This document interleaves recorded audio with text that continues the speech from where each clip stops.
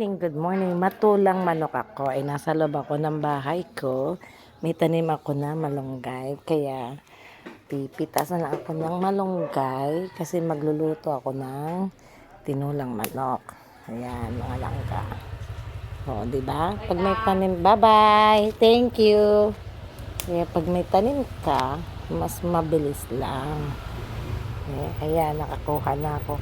Mahal kaya ngayon to sa palengke. 4 na piraso nito. Ano bang tawag dito? 10 piso na. Ito, kukuha lang ako.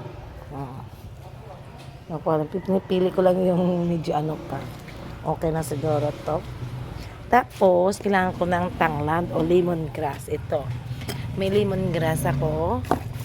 Ayan na, nakapagputol na ako ng lemongrass. Yan.